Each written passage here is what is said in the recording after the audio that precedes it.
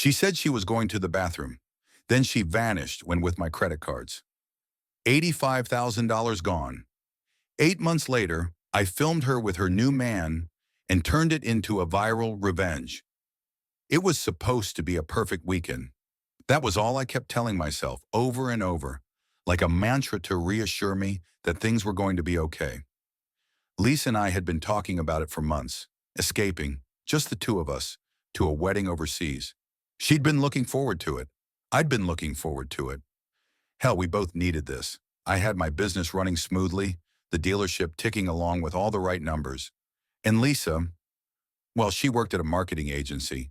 And while she didn't have a big career, she had a way of making things feel exciting. She made me feel alive, even when everything else around us felt like routine. I'm Josh, 44 years old, and I own a successful car dealership. I've worked hard to get here, and most of the time, that's enough. But this weekend wasn't about the business. It wasn't about the deals I had to close, the phone calls I had to make, or the emails I needed to respond to. It was about Lisa and me, about us having a good time together. I remember the airport that morning, the familiar hum of excitement and stress, the early morning bustle, people rushing through security, parents wrangling kids, business travelers gliding through the crowd. It felt like any other trip, and yet there was something in the air, something I couldn't quite place. Maybe it was the coffee I hadn't had yet, or the odd feeling that I was forgetting something important. We made our way to the check-in counter. Lisa was wearing that dress she knew I loved, dark blue with just the right amount of cleavage showing, not too much. She had her hair down, the way she knew I liked it. She looked stunning. She always did. But that morning, I couldn't help but notice her more than usual. She was smiling, excited, chatting with the agent at the counter, arranging everything. She leaned in to give me a quick kiss, one of those soft, playful ones that lingered just a little too long, and I thought to myself, yeah, this is going to be great. We got our boarding passes, everything was set. We even had a bit of time to spare before the flight, so we grabbed a coffee at one of the overpriced airport cafes. I was still riding that high, thinking about the weekend ahead. A wedding on a beach. It was going to be relaxing. We'd laugh, dance, reconnect. All the things you dream about when life feels like it's moving too fast. Lisa looked at me as she sipped her drink, her eyes sparkling with something I hadn't seen in a while. "I'll be right back," she said, standing up. "Just going to the bathroom." "Okay, take your time," I said, waving her off with a smile, not thinking anything of it. I went back to scrolling through my phone, lost in thoughts of the wedding, trying to imagine the new cars that might hit the market soon, the usual distractions. But after a while, I glanced up and saw that Lisa still wasn't back. I waited for another 10 minutes, and then 20. My stomach tightened. It wasn't like her to take so long. Not at an airport, not when we were about to board a flight. I checked my watch. It was getting closer to the boarding time. Something wasn't right. I got up, wandered over to the bathroom entrance, and peered inside. Empty. I felt a slight flutter of unease in my chest. The kind you get when you've misplaced your wallet or can't find your phone for a moment. But then I told myself, maybe she got caught up in line, or she ran into someone she knew. She'll be back soon. I went back to our table, glanced around and sat down again. It was getting harder to keep calm. I texted her, "Hey, you all right?" No reply. I called her. It rang a couple of times before going straight to voicemail. That's weird.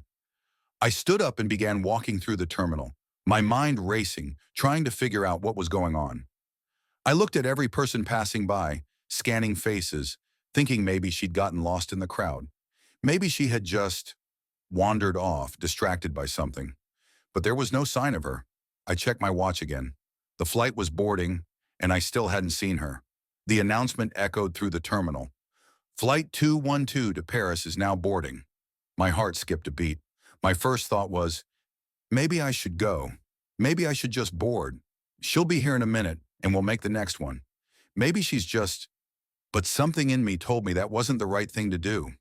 I tried calling her again. Still no answer. And now a strange, gnawing feeling was crawling up my spine. I couldn't shake the anxiety growing in the pit of my stomach. I went to the nearest airport employee, explained the situation. "I've been waiting for my wife. She's been gone for over 30 minutes. Could you check the security footage or let me know if she's been seen? The woman behind the counter gave me a look, her face sympathetic but businesslike. I'm afraid I can't check security footage, sir. You'll need to speak with the security for that. Okay, but she hasn't. My voice trailed off as my words died in my throat. There was nothing else to say. The sinking feeling inside me was turning into a stone in my gut. I turned around, scanning the crowd again. She wasn't there. The line for boarding was getting shorter. My flight was about to leave. And Lisa was still nowhere to be found. Where are you, Lisa? I sat back down, more confused than ever. I felt exposed, like I was missing a piece of something vital. My phone buzzed. Another text from Lisa. Finally. My fingers trembled as I opened it. It was a single sentence. I'm sorry, I had to go. That was it. My stomach dropped. What did that mean? Why didn't she explain anything? Why was she being so vague? I tried calling again. No answer. Then for some reason, I decided to check my bank account. It wasn't something I did often, but something in my gut told me that I needed to. When I opened my account app, the numbers on the screen blurred for a moment. I had to blink a few times to make sense of it. $85,000 gone. I scrolled through the transactions. All of it had been drained in the last few hours. Credit cards, cash withdrawals, luxury hotel reservations. And then it hit me. She wasn't just gone. Lisa wasn't coming back. She'd taken my money, my trust, and disappeared. And as I sat there staring at my phone screen, I realized something else. She was already on a plane. She was somewhere else, somewhere far, far away. I just didn't know where yet. It's strange, the way time changes when you're living in confusion. The world keeps moving, the same as always, but you feel like you're stuck in a haze. That day at the airport after Lisa left felt like it stretched on forever. But looking back, it was only a few hours. I missed my flight. That was a fact I couldn't escape. The gates were closed, and I had nothing but a boarding pass for a flight I'd never take. The worst part was the silence. The empty waiting area, the ticking of the clock, the noise of people coming and going. But none of it mattered to me. None of it meant anything. My phone buzzed again. I glanced at it, heart racing. It was Lisa. At least it was a text that came from her number. But when I opened it, my heart dropped even further. I'm sorry, I had to go. Don't look for me. It's over. I read it over and over again. At first it didn't make sense. I could still feel the warmth of her kiss this morning, the excitement in her eyes when we talked about the wedding, the way she held my hand in the airport as if everything was fine. How could this be happening? I needed to talk to someone. I couldn't just sit there, trapped in my thoughts. So I called my lawyer. I dialed his number, my fingers shaking.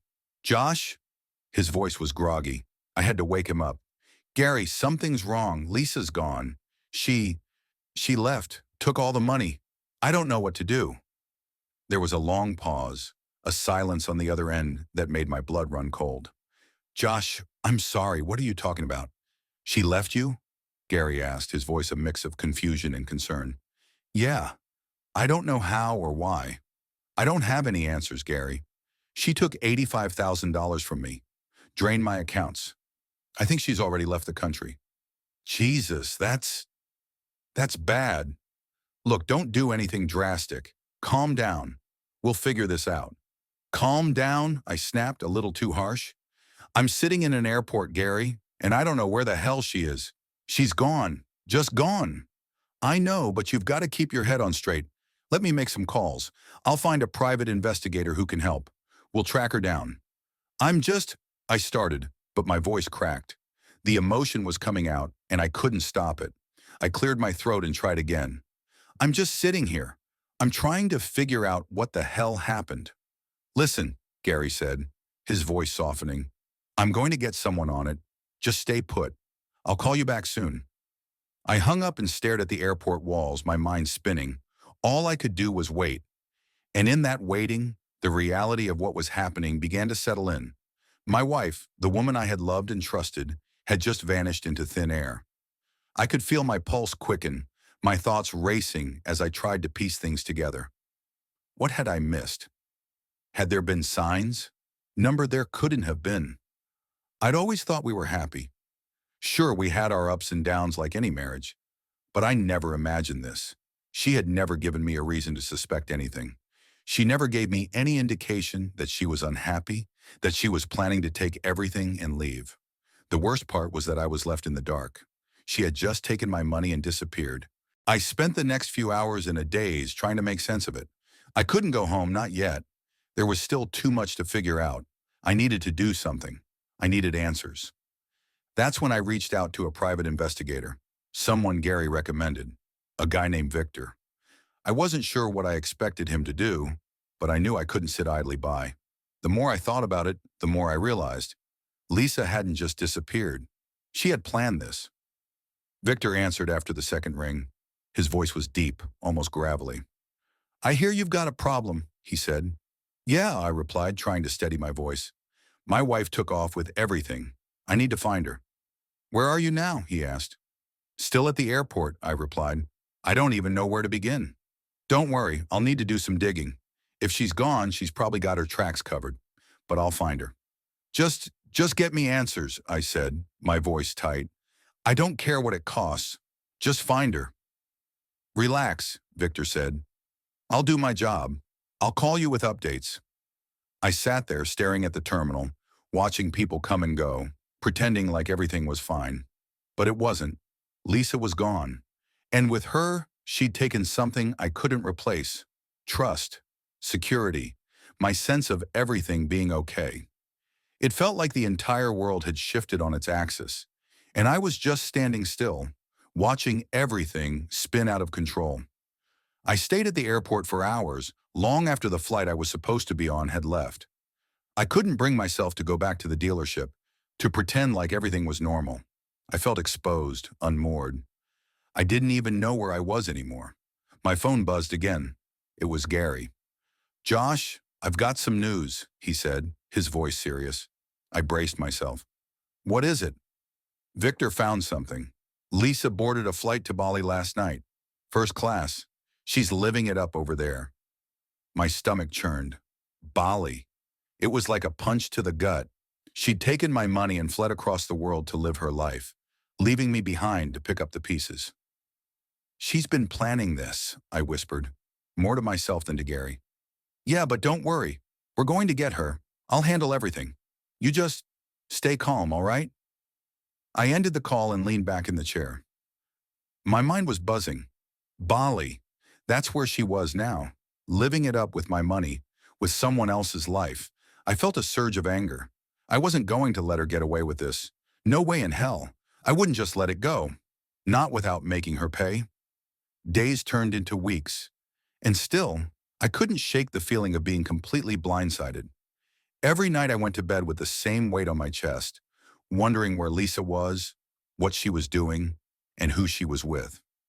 Every morning I woke up to an empty house, a silence that felt deafening. The only thing I could do was wait for updates from Victor. He'd been gathering information, tracking Lisa's every move, piecing together her life since she left. It wasn't easy. She was good at covering her tracks, but with every phone call, Victor gave me something new. I didn't care what it took. I needed to know. The most recent report came through as I sat in my office late one afternoon, my fingers tapping restlessly against my desk. The message was simple. She's living with someone, a much younger man. They're staying at a luxury resort in Bali. I stared at the screen, the words blurring in front of my eyes. I knew I was supposed to feel angry. I knew I was supposed to feel betrayed, but for some reason, all I could feel was numb. Victor's voice crackled through the speaker of my phone. "Josh," he said, "I've got eyes on her. She's living it up, spending your money like it's nothing. She's with this guy, some real estate agent. Looks like she's moved on."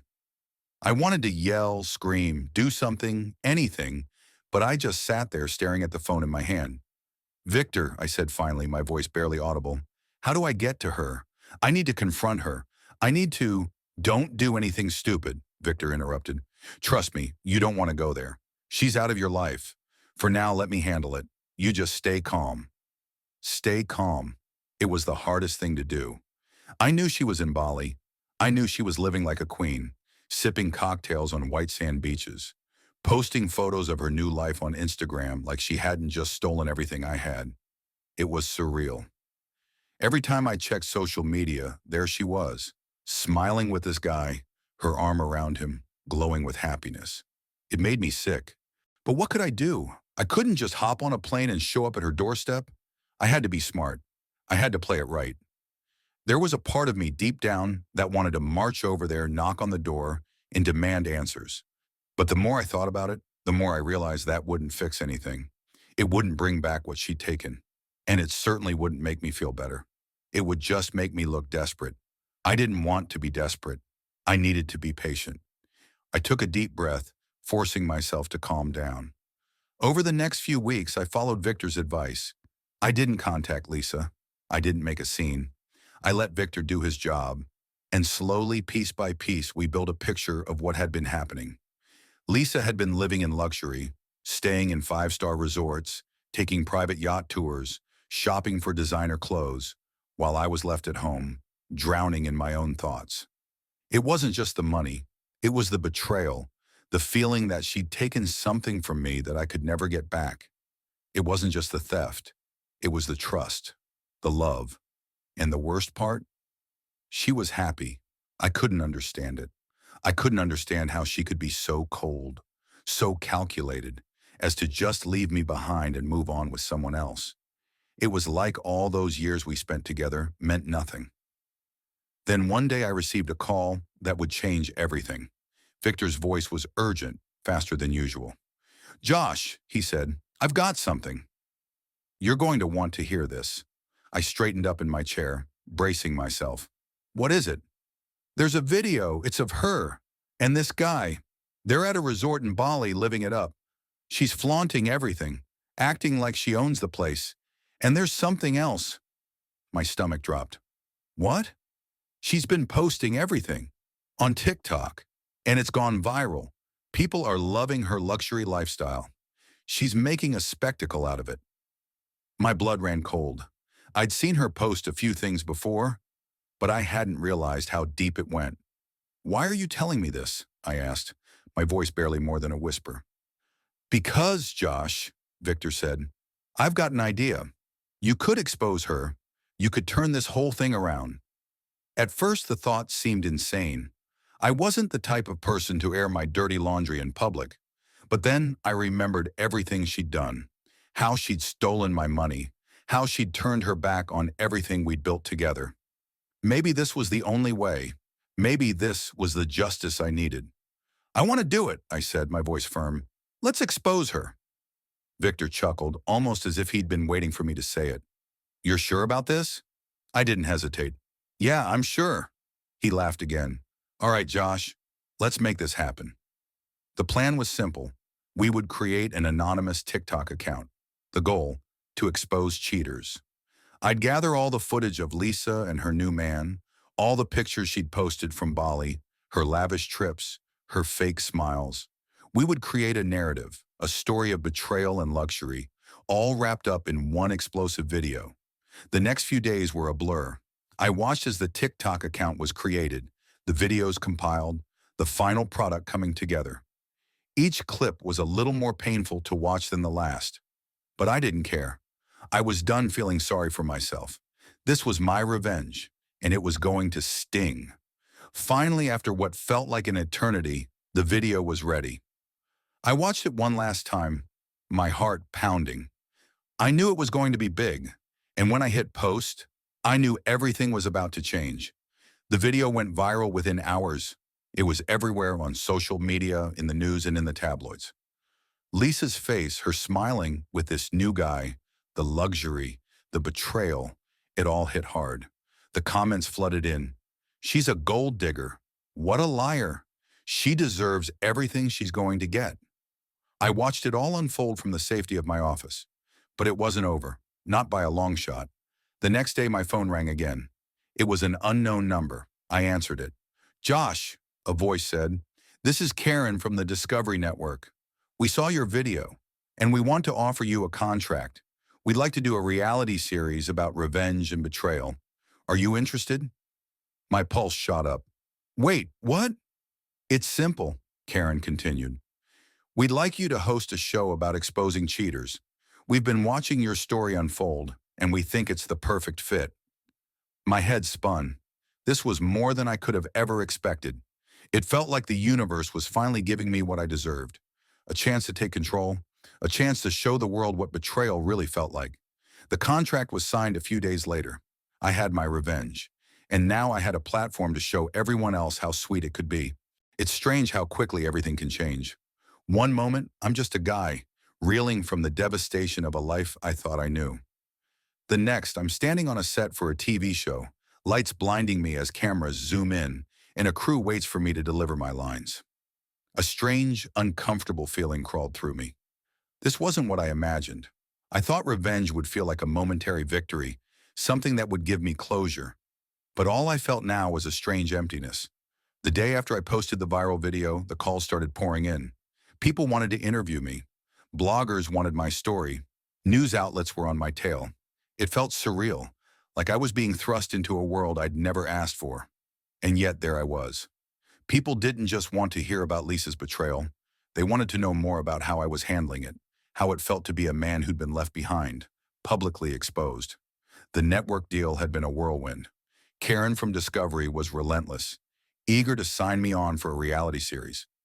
At first, I thought it was a joke, but the money was real, the contracts were real, and as much as I hated to admit it, the idea of being in control, of seeing Lisa squirm as the world watched her, made it all feel worth it. The first few days on set were chaos. I had to get used to being in front of a camera, answering questions I didn't want to answer, giving interviews, explaining myself over and over. But as the weeks went by, something inside me began to shift. The anger I'd carried, the pain of betrayal started to fuel me. I wasn't just a guy looking for justice anymore. I was a man on a mission, a man who'd been wronged and was determined to expose the truth. And then came the first episode of the show. I stood in front of the camera, the lights harsh and unforgiving, with the studio audience buzzing in anticipation. The director gave me a quick nod, signaling that it was time. My heart pounded in my chest. "Welcome, everyone, to Revenge Exposed," I said, my voice steady despite the nerves. "I'm your host, Josh. This is the place where we uncover the truth, where betrayal is brought to light, and where cheaters get what they deserve. And today, I have a story to tell you that's unlike anything you've ever seen." The audience went quiet, their eyes locked on me. For the first time in a long while, I felt in control. I told them about Lisa, about how I'd been blindsided, about the stolen money, about the lies.